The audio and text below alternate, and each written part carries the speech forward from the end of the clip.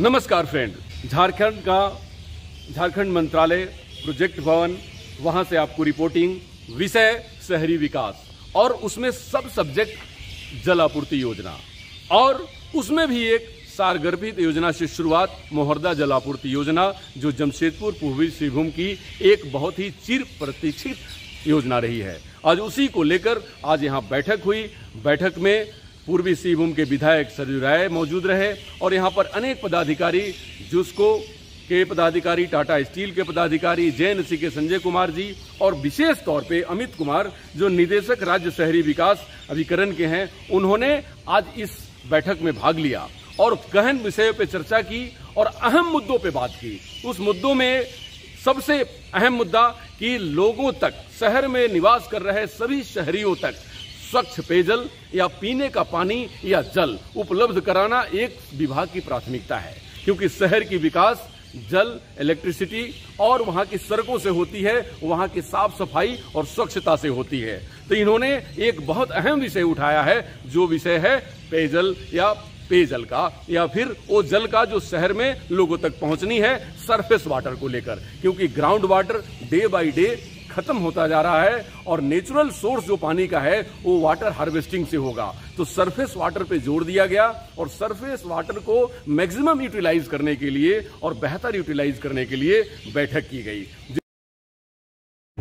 जमशेदपुर की जो नगरीय आबादी, उसको सस्टेनेबल तरीके से वाटर सप्लाई की सुविधा जो वो उपलब्ध कराई है और इसको लेकर के मोहर्दा जलापूर्ति स्कीम जो वो ऑलरेडी चल रही है, उसके कार्यों की भी समीक्षा की गई। इसमें जिसको टाटा स्टील के द्वारा जो वो प्रगति के बारे में भी बताया गया। मुख्य उद्देश्य था कि उसमें जो अपेक्षित कार्य होने हैं, उन कार्यों को शीघ्र जो वो पूरा किया जाए। अभी भी वहाँ पर 2 से 2,500 हजार लोगों को कनेक्शन उससे जो वो वैध किया जाना, जो है वो वैध कनेक्शन जो वो दिया जाना शेष है। उस कार्य के लिए जो है वो 2 महीने का समय जो वो निर्धारित किया गया। साथ ही साथ उसके बाद भी चूँकि नगरीय आबादी जो वो काफ़ी बढ़ गई है जमशेदपुर का, तो ऐसी स्थिति में अन्य लोगों को भी उस योजना का लाभ मिल सके, इसके लिए राज्य सरकार के स्तर से एक और योजना जो है वो स्वीकृत की जा चुकी है। उसके क्रियान्वयन के संदर्भ में भी समीक्षा की गई, ताकि अतिरिक्त जो है वो लगभग 1500 घरों पर हम लोग जो है वो जलापूर्ति जो है वो सुनिश्चित कर सकें मोहर्दा जलापूर्ति के माध्यम से। साथ ही साथ एक सम्यक कार्य योजना बनाने की दिशा में भी जो है वो आज की बैठक जो है वो काफ़ी अहम थी, जिसमें कैसे हम वाटर सप्लाई का ऑगमेंटेशन करें ताकि आगे आने वाले 25-30 वर्षों में भी जो है वो शहर की जलापूर्ति की जो आवश्यकताएं हैं वो पूरा किया जा सके। इसको लेकर के एक प्रस्ताव तैयार करने का निर्देश दिया गया है और वो प्रस्ताव तैयार होने के बाद से राज्य सरकार के माध्यम से उसको जो है वो स्वीकृति दी जाएगी। मुख्य उद्देश्य जो है वो शहरी आबादी को जो बेसिक सुविधाएं हैं, बुनियादी सुविधाएं हैं पेयजल से संबंधित, उसको जो है वो सुनिश्चित करना है। आपने देखा होगा कि पूर्व में भी राज्य सरकार ने काफ़ी तेज़ी से प्रोजेक्ट्स जो हैं वो क्रियान्वित जो है वो हो रही हैं। 16 पाइप जो हमारे नगर निकाय हैं, उनमें नई योजनाएं जो हैं वो या तो स्वीकृत हो गई है या स्वीकृति होने के जो हो करते हैं। तो उद्देश्य ये है कि जितने भी हमारे हाउस होल्ड हैं उनको टैप वाटर कनेक्शन जो है वो दिया जा सके, गुणवत्ता युक्त जो है वो जलापूर्ति सुनिश्चित की जा सके और इसके लिए आधारभूत संरचना जो है वो विकसित की जा रही है। इसमें पॉलिसी लेवल पे भी जो वो काफ़ी इंटरवेंशंस राज्य सरकार के स्तर से लिए गए हैं, जिसमें जो बीपीएल फैमिली हो उनको जो है वो 5000 लीटर तक का जो है वो जलापूर्ति जो वो निःशुल्क रूप से करने का जो सरकार ने जो वो लक्ष्य रखा है। और साथ ही साथ जितने भी प्रोजेक्ट सैंक्शन किए जा रहे हैं आज के दिन में, चाहे वो छोटे नगर निकाय हों, बड़े हों, रांची में भी जो हो, वहाँ पर निःशुल्क जो है वो वाटर कनेक्शन की सुविधा जो है वो रहेगी, वो भी मीटर्ड कनेक्शन का। तो ये कुछ कार्य हैं जो कि शहरी आबादी को सस्टेनेबल तरीके से क्वालिटी युक्त जो ये कुछ कार्य हैं जो कि शहरी आबादी को सस्टेनेबल तरीके से क्वालिटी युक्त जो है वो जलापूर्ति सुनिश्चित करने के लिए विभाग के माध्यम से जो वो कार्य जो वो किया जा रहा है। और जब जमशेदपुर की बात होती है तो जमशेदपुर में ये टाटा स्टील और उसकी अनुषंगी इकाई जिसको की काफ़ी महत्वपूर्ण भूमिका है। मैंने पहले भी कहा कि जब मुहर्दा जल आपूर्ति योजना जो है शुरू की गई थी तो उसमें प्राइमरी टास्क जो है वो जिसको को ही दिया गया था ताकि वो उसको क्रियान्वित कर सके। ऐसी स्थिति में जब उसके कार्य क्षेत्र का विस्तार हो रहा है तो उनके साथ जो है वो कोऑर्डिनेशन जो है वो बहुत महत्वपूर्ण है। इसीलिए जो है वो उनको बुलाया गया। और टाटा स्टील ऐसी कंपनी है जिसके CSR के दायरे में पूरा का पूरा शहर है। तो कौन से ऐसे कार्य हैं और कौन सी ऐसी सुविधाएं हैं जो कि टाटा स्टील को सुविधाएं प्रोवाइड करनी हैं और ऑलरेडी अगर वो काम कर रहे हैं तो सरकार जो है वो वहाँ पर जो हो समन्वित तरीके से काम करे। इस दिशा में ये बैठक जो है वो उनको भी आमंत्रित किया गया था। साथ ही साथ जिला प्रशासन और JNAC के भी पदाधिकारी थे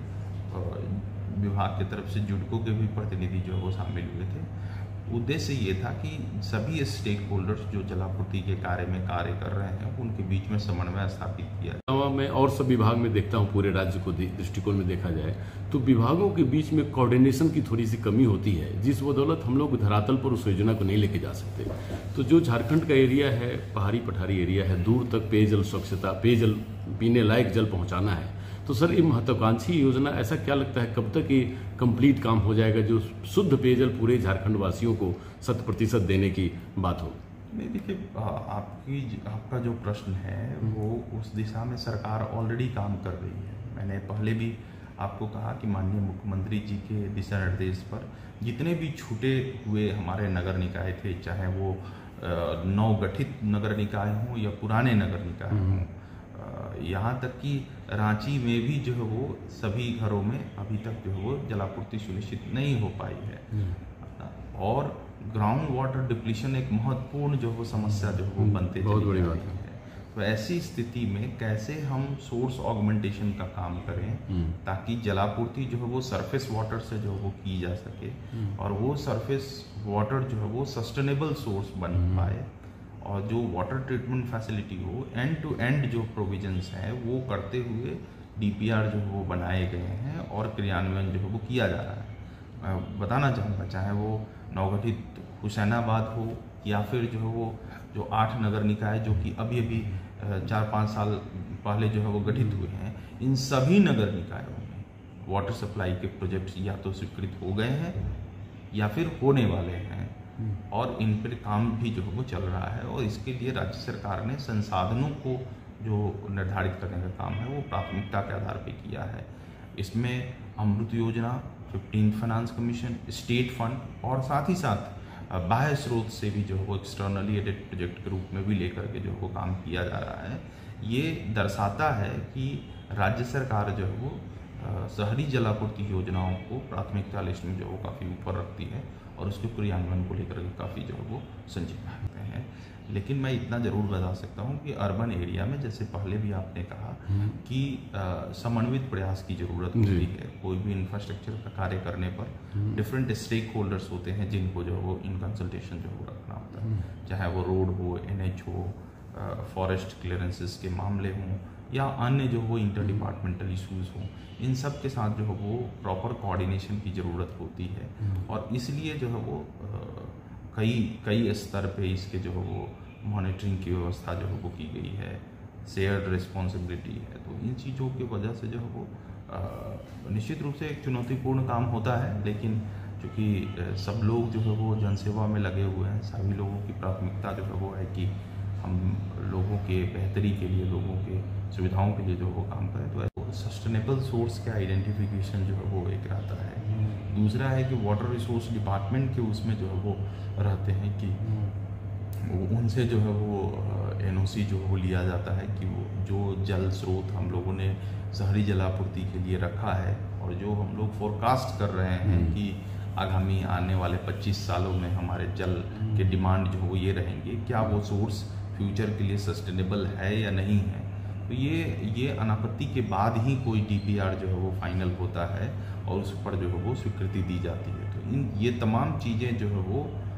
DPR प्रिपरेशन का एक अहम बिंदु होता है और इस पर राज्य सरकार जो वो सम्यक रूप से विचार उपरांत करने के बाद से ही प्रोजेक्ट जो हो। लेकिन मैं यही अनुरोध करना चाहूँगा कि जल एक सीमित संसाधन के रूप में है, और ख़ास तौर पे अगर हम बात करें भारत के संदर्भ में, झारखंड के संदर्भ में, तो ऐसी स्थिति में जल स्रोतों का जो है वो बचाव और उनका सम्यक रूप से उपयोग जो है वो, मैं अगेन कह रहा हूँ कि कंजंक्टिव यूज़ ऑफ जो वाटर है कि हम बहुत ओवर एक्सप्लॉयटेशन ग्राउंड वाटर का ना करें, सरफेस वाटर का करें, और जल संरक्षण के जो कार्य हो सकते हैं उन दिशा में जो है वो अगर हम प्रयास करें, और घर में भी जो है वो हम इस तरह की प्रविधियों का उपयोग करें जिससे कि कम से कम जल की बचत हो पाए, तो एक बहुत बड़ा जो है वो काम होगा। और ये सिर्फ सरकार के भरोसे जो है वो नहीं हो सकता है, इसमें जन भागीदारी जो है वो बहुत ज़रूरी है। राज्य सरकार ने जल स्रोतों के भी जो पुनरुद्धार के लिए कार्य जो है वो प्रारंभ किया है, ताकि हम जो है वो जो पुराने जल स्रोत हमारे हैं जो धीरे धीरे जो है वो सिल्टेशन के शिकार हो रहे हैं और उनका दायरा सीमित हो रहा है, जल संभरण जो है वो सीमित हो गया है, वैसे जल स्रोतों को पहचानना और उनका पुनरुद्धार का कार्य भी जो है वो राज्य सरकार के स्तर से किया गया है। मैं बताना चाहूँगा कि ऐसे 200 से अधिक प्रोजेक्ट जो है वो नगर निकाय स्तर पे जो है वो चल रहे हैं, तो इनके माध्यम से निश्चित रूप से जल संभरण की क्षमता भी बढ़ेगी, और साथ ही साथ जो पानी पहुँच रहा है उसको एक बहुमूल्य संसाधन के रूप में देखते हुए उसका उपयोग अगर हम लोग बेहतर तरीके से करें, बर्बाद ना करें, संसाधनों का बर्बाद ना करें, तो ये जो है वो काफ़ी हद तक जो है वो मददगार होगी। और बहुत सारे ऐसे पर्पस हैं जिसके लिए हम लोग सेकेंडरी यूज जो है वो वेस्ट वाटर का भी कर सकते हैं। मुझे ध्यान है कि कई बार जो है वो हम लोगों ने देखा है कि जो ड्रिंकिंग वाटर है उसका इस्तेमाल लोग कार वॉशिंग के लिए किया करते हैं, व्हीकल वॉशिंग के लिए, वो गार्डनिंग के लिए किया करते हैं। तो इस तरह के कार्य जो है वो हम अन्य जो वेस्ट वाटर मैनेजमेंट के अंतर्गत जो वो हम लोग कर सकते हैं। छोटे छोटे क्षेत्रों में अपने अपने अगर हम रूफ टॉप को जो है वो थोड़ा सा करें और एक छोटी सी जल संभरण की इकाई अपने घर में जो है वो लगाएं और वर्षा जल को संचयन करें, प्लांटेशन करें, तब भी हम लोग अपने शहर को जो है वो ग्रीन बनाने में हम लोग अपनी भूमिका को निभा सकते हैं। तो पब्लिक कंसर्नेस के साथ वाटर हार्वेस्टिंग में सर कुछ ऐसा रूल भी दिया जाए कि जिससे कि उनको ऑलरेडी है। अगर आप देखेंगे तो जो हमारे प्रॉपर्टी टैक्स कलेक्शन की जो रूल है उसमें ऑलरेडी ये मैंडेटेड किया गया है कि आपको बड़े एस्टैब्लिशमेंट में जल संरक्षण इकाई का जो है वो नाम अनिवार्य है, अदरवाइज 1.5 गुना ज़्यादा जो है वो आपको प्रॉपर्टी टैक्स भरना पड़ेगा। तो ऐसी स्थिति में ये प्यूनिटिव एक्शंस नहीं है, ये इनकरेज करने के लिए लाया गया है ताकि लोग जो है वो प्रेरित हों और इसको जो वो करें। आपने देखा होगा कि जमशेदपुर में एक बृहद प्लांटेशन का जो हो और हमारे पास ऐसे धरोहर भी हैं जिनको संरक्षण रखने की जरूरत है। पूरा डिमना का जो एरिया है ना, वो हमारे लिए जो तो बहुत बड़ा जो है संपदा है, प्राकृतिक धरोहर है, तो उसको कैसे हम लोग संरक्षित रख सकते हैं। उसके माध्यम से जो फ्लो ऑफ वाटर है तो डाउन साइड में कैसे उसको संभरण के लिए जो वो प्रोजेक्ट कर सकते हैं। और छोटे छोटे प्रयासों से ही जो है वो ये हो सकता है। जरूरी नहीं है कि बड़े बड़े बराज और डैम बना करके हम जल का संरक्षण करें। छोटे छोटे पहल भी जो है वो बहुत महत्वपूर्ण जो है वो अपना रोल प्ले कर सकते हैं। तो ऐसी स्थिति में लोगों से भी अपील होगी कि यथासंभव जल संरक्षण के दिशा में जो है वो व्यक्तिगत रूप से भी जो हो प्रयास करें, तो इसका जो वो दूरगामी परिणाम। आप लोगों ने सुना कि शहर में